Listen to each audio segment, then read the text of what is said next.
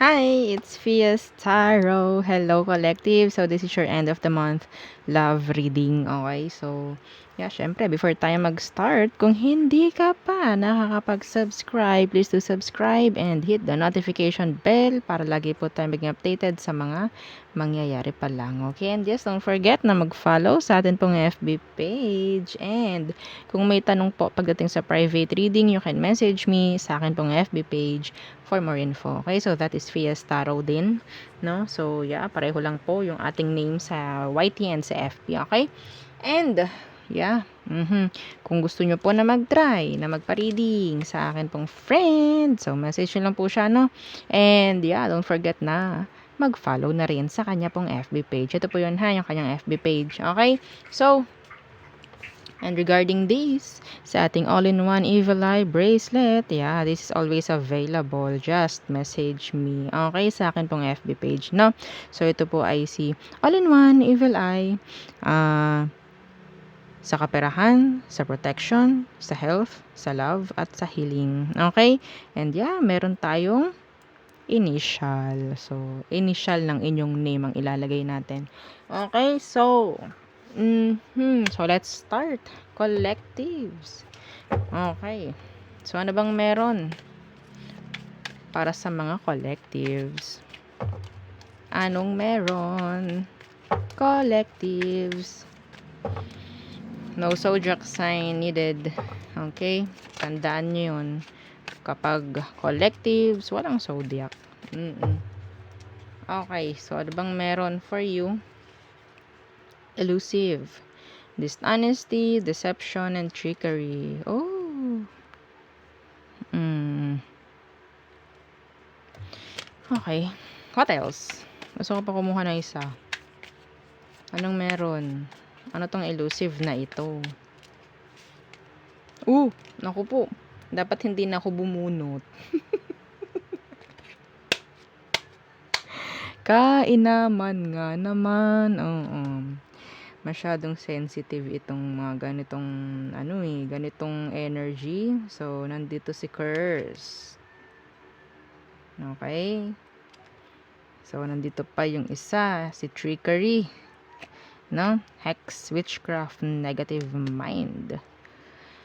Bom, bom, bom, bom. Okay. Anong meron sa sitwasyon ng mga collectives? Trickery, dishonesty, deception, elusive, curse.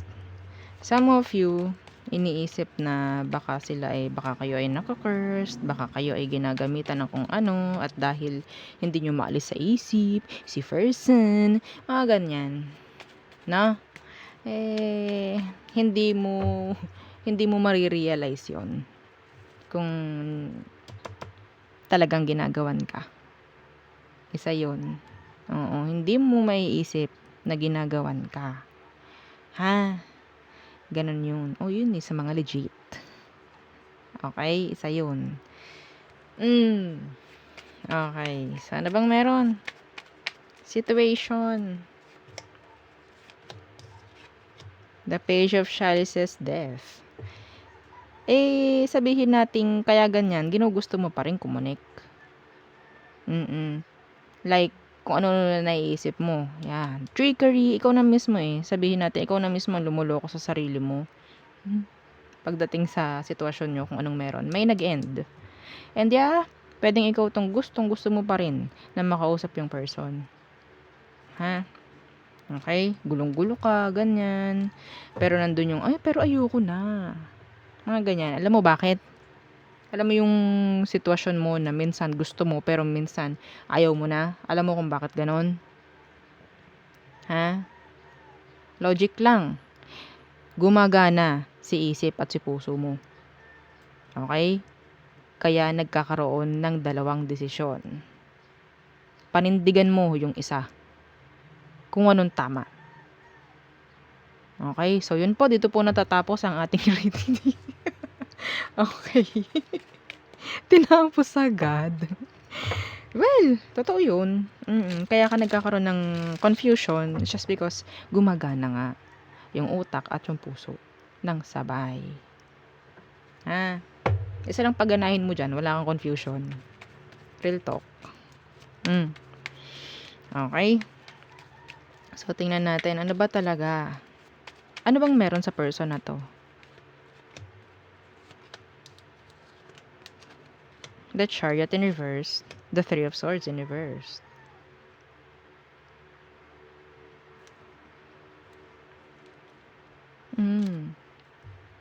Hindi rin naman totally consistent pagdating sa actions at sa words niya or sa communication. Okay? It's like sabihin nating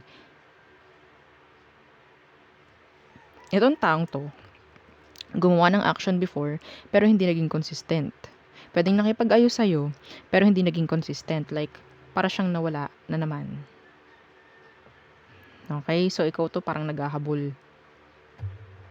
Bakit ba ganun? Yan, andun na yung pagtatanong ng bakit kaya ganun?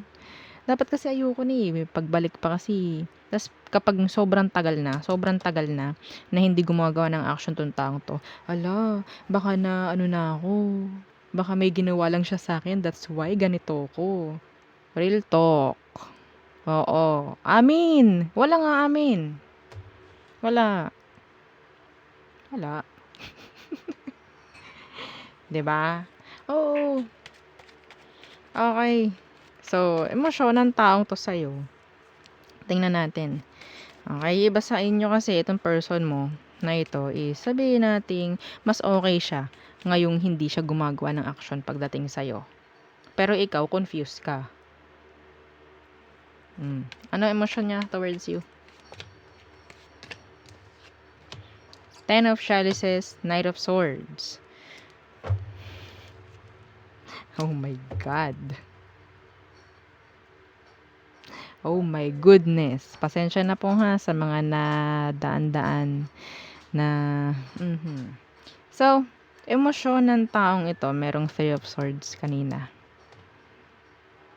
So, siguro, sabihin natin, Ten of Chalices is nandyan lang siya kapag kailangan ka na sumaya siya.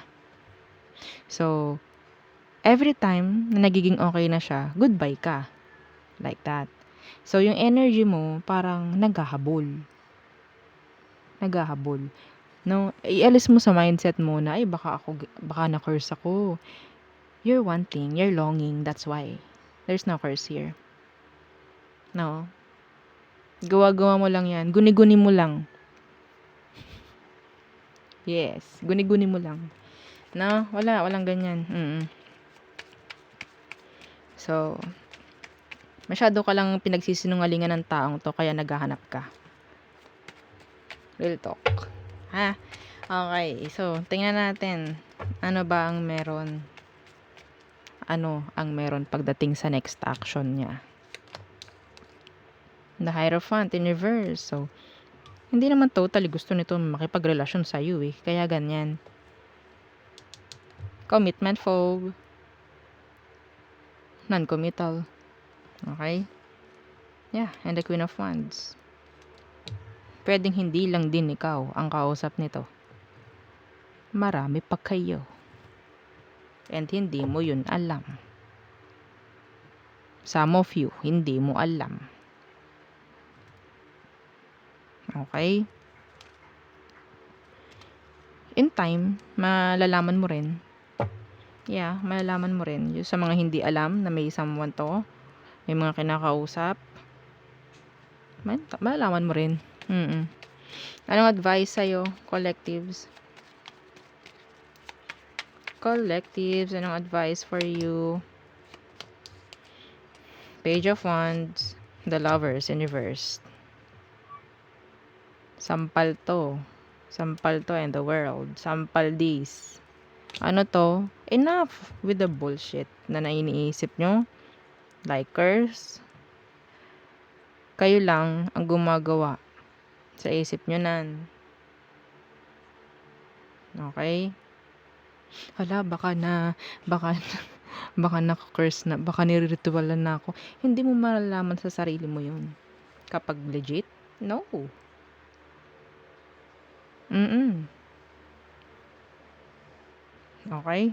Hindi mo alam yun.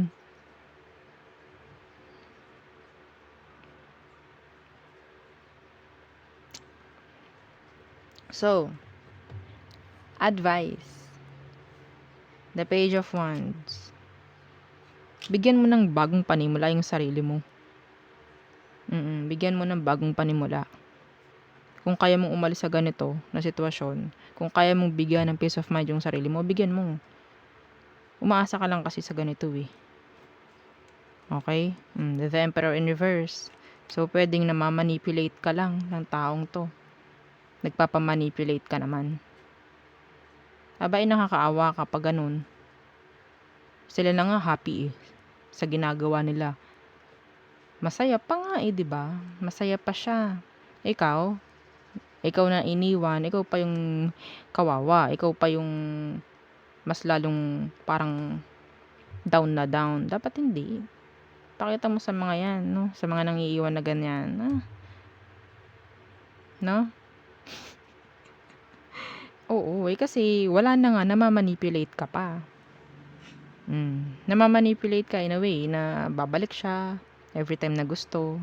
Dahil gusto niya sumaya minsan. Ay, okay, lobat na ako, babalik na ako kay collective ulit. Papasaya ulit ako. And then, kapag recharge na, okay, bye ulit, collective. See you soon. So, nagkakaroon ng attachment. Nagkakaroon ng longing every time na umaalis. Okay? So, ang nakikita natin, you're trying to be happy, no? Kahit wala tong taong to. Kinakaya mo. Pero, kapag narating, kapag bumabalik siya, naku, hirap na naman ako, like that. No? You need to heal. You need to heal. Para mawala to. Para maalis. This is all manipulation. There's no curse here. Okay? So there, yun ang ating reading for the collectives. So thank you. Bye!